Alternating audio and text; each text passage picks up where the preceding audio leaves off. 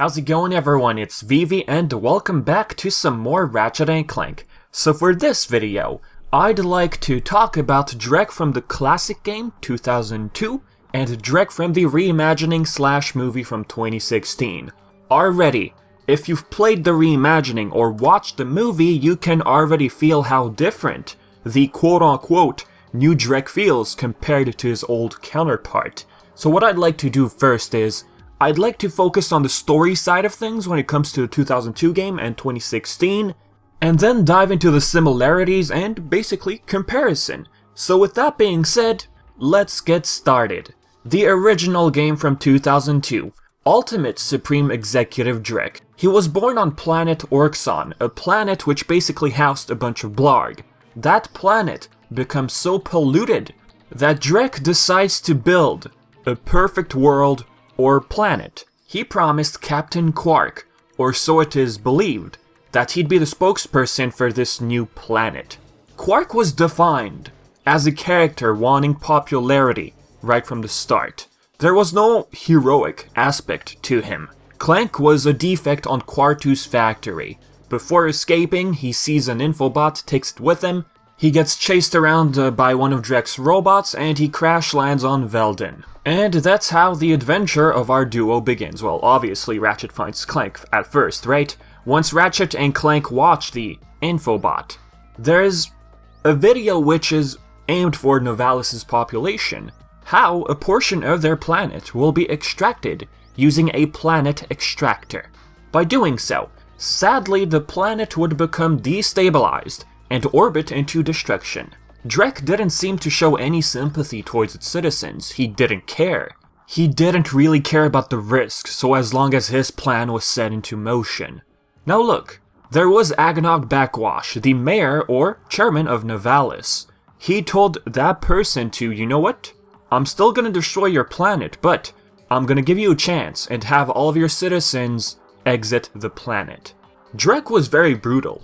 The mayor of Novalis did not agree with the extraction process. I mean, he was gonna destroy his planet. Drek didn't care, so he outright comes off as a bully. Drek had a robot lieutenant. In fact, one of its most trustful ones, we'd like to believe. That one was ordered to basically destroy the forest, well, harvest the forest of planet Eudora. You know, deforestation. That's one. And two, if there are any more trees which they didn't need, Drek told his lieutenant, you know what, just get rid of everything. Why? Because he found joy by removing life from a planet. Drek, look, he had the power to tell citizens to leave the planet. Heck, he even would have threatened them all to leave the planet. Just going off by his attitude.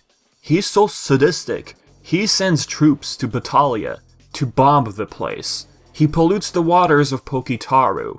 He steals power generators from Ultanis. I mean, talk about killing a planet's living source. You see the pattern here? Drek made sure to steal or destroy a planet's, let's call it, pillar. Something a planet is built upon, or known for, most notably. You know, steal its beauty away. If you're wondering about him thinking of repercussions, you know, citizens living on that planet, well, ultimately, he didn't care. If they lived or died, he didn't care. The thing with the mayor of Novalis, Drek happened to stumble upon him, and just to look, I guess, quote-unquote professional, he told him to take his citizens and leave the planet. But if it's for a planet which he has absolutely no contact with its citizens or mayor, he didn't care about it. Although he gave the mayor of Novalis the chance to live along with his citizens, other planets aren't as lucky. He outright states that using the Planet Buster Maximus, it will get rid of a little insignificant amount of inhabitants. Like it's no problem. Talk about being cold-hearted. After Ratchet and Clank destroy the Planet Buster, well, then comes the Deplanetizer. Out of all orbits available, he chooses Veldin as a target.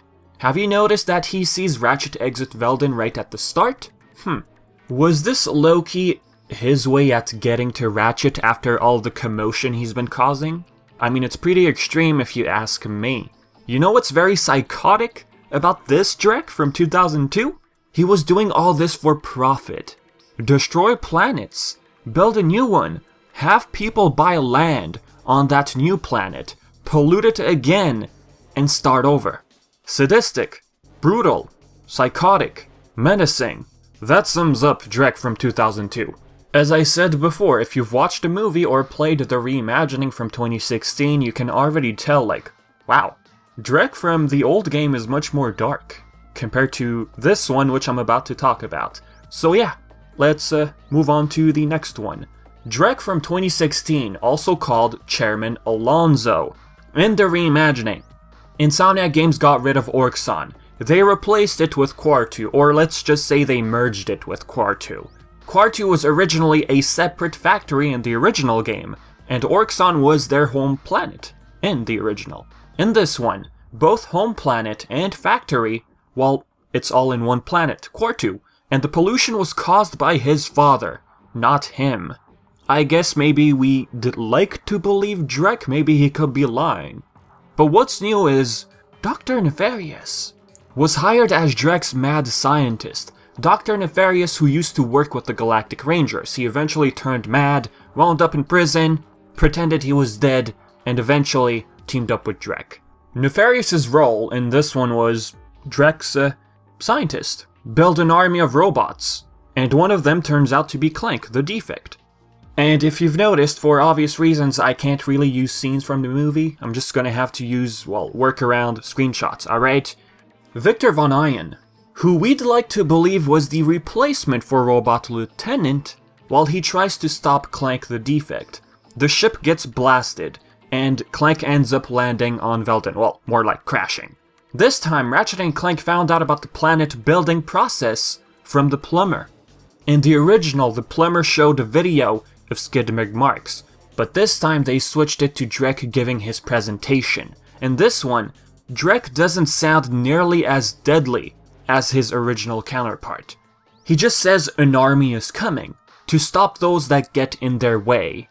Okay, it gives us a bit of time to wonder what's gonna happen next. I wasn't too against that. Like, you know, what is he up to? Alright, let me just play the game a bit more and we'll eventually find out. Already, just looking at these scenes, he's given more of that dynamic sort of attitude. Now about this new planet being built, it's known as the new Quartu.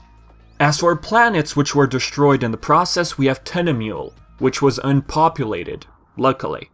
Drek saw the Galactic Rangers as a threat to his ultimate plan. He decides to send Nefarious' troops to Kerwan, or Aliro City, already putting the citizens there in danger. Drek also targeted Batalia to remove the surface-to-space ion cannons in order to facilitate travel for the Blargs for harvestation. You see the similarities already with the 2002 version? Despite his more dynamic attitude, he destroys an unpopulated planet like Tenemule and eventually blows up Novalis, the first populated planet he destroyed, not thinking of its inhabitants. They did all escape, fortunately, before it happened. Not to mention, he had his troops extract water from Pokitaru. The same thing is going on basically. Harvest planets Spiller, and build his own perfect world by doing so. Apart from his personality change, the one main difference between this Drek and old Drek, well, he was only building a new planet, simply a new home, going off his dialogue with Ratchet. He has no hidden agenda, nothing about making profit. Perhaps that was his hidden plan, without telling anyone. Unfortunately, the way the movie was written, they didn't probably have the chance to do so. Nefarious betrays Drek. He turns him into a sheep, he gets sent to New Quartu. Maybe this new Drek was planning to backstab Nefarious also. You know, ultimately reveal his plan about profit. But you know, that's just simply in the realm of imagination. New Quartu ends up blowing up after the Galactic Rangers had the deplanetizer change direction. Nefarious had convinced Drek to blow up Umbrus, which the Galactic Rangers thought it was too dangerous due to its unstable core. Nefarious' determination to destroy Umbrus was for his own scheme. Speaking of Nefarious, this time around, Quark's involvement with Drek was all of Nefarious' doing. He convinced Drek that Quark's ego and insecurity about being a hero could be exploited. Quark was so naive to believe that in exchange for his fame and heroism instead of Ratchet and Clank, due to his jealousy, Drek wouldn't hurt his Rangers. I didn't mind that part in the movie game. Quark felt like Quark, alright. Instead of just focusing on fame, they focused on the heroic aspect of Quark. That was fine. Nefarious felt like Nefarious. But as for Drek, his character portrayal didn't feel nearly as psychotic or chaotic as the original. I get what they were trying to do, give him more of a bubbly personality. You know, that typical evil guy with a bit of comic relief given to him? I get that. But for Ratchet & Clank 2016, we already had Captain Quark and Nefarious for comic relief. I feel if they had brought back the original, darker, more sinister Drek from 2002, the 2016 version of Ratchet & Clank would have had a better balance to the story. Not to mention how Ratchet & Clank fought Drek on Veldin in the original. That already felt like it had more weight to it, more drama to it. You know, Ratchet & Clank going on adventures and ultimately stumbling upon Drek on Ratchet's home planet.